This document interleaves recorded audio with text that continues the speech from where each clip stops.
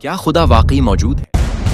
ये सवाल इंसान सदियों से अपने दिल और अक्ल में लिए फिरता आ रहा है, और जब हम जरा ठहर कर उस कायनात पर गौर करते हैं तो ये मुमकिन नहीं रहता कि उसे महज एक इत्तिफाक कहकर नजरअंदाज कर दिया जाए, क्योंकि जमीन व आसमान का हैरत अंगेज तवाजुन, सूरज और चांद का मुकर्ररा निजाम, रात और दिन का बाकायदा आना जाना और जिंदगी के लिए इंतहाई दरस्त हालात इस बात की गवाही देते हैं कि ये सब कुछ किसी शूर, किसी हिकमत और किसी ताकत के तहत चल रहा है। अगर एक छोटी सी घड़ी भी खुद से नहीं बन सकती तो फिर ये अजीम अलशान कायनात बगैर किसी खालिक के कैसे वजूद में आ सकती है?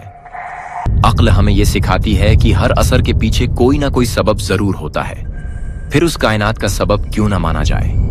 हम बहुत सी चीजों को मानते हैं जो हमें नजर नहीं आते, जैसे हुआ कशिश सिकल और वक्त, मगर उनके उसरात हमारी जिंदगी पर वाज़ेह हैं। बिल्कुल इसी तरह खुदा को आंखों से नहीं बल्कि उसकी निशानियों और इसरात से पहचाना जाता है। फितरत की हर चीज उसकी गवाह है। एक मामूली सा बीज मिट्टी में जाकर जानता है कि कब अनकर बनना है, कहां से जड़ निकालनी है, किस तरफ बढ़ना है और आखिरकार फल कैसे देना है। ये इल्म इस बीज के अंदर किसी ने रखा है, और वो कोई अंधी ताकत नहीं बल्कि एक हकीम और बाखबर जात है।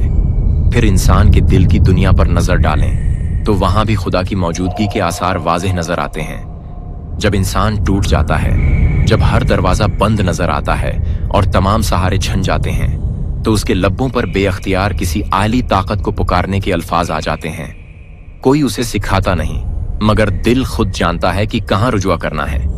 यही वजह है कि दुनिया की हर तहजीब, हर कौम और हर दौर में इंसान किसी न किसी शक्ल में खुदा को मानता आया है। ये कोई इज्तिमाई वहम नहीं बल्कि इंसानी फितरत की आवाज है। खुदा का वजूद सिर्फ फलसफे या मंतिक का मसला नहीं बल्कि एक ऐसा सच है जिसे इंसान अपने दिल की गहराई में महसूस करता है।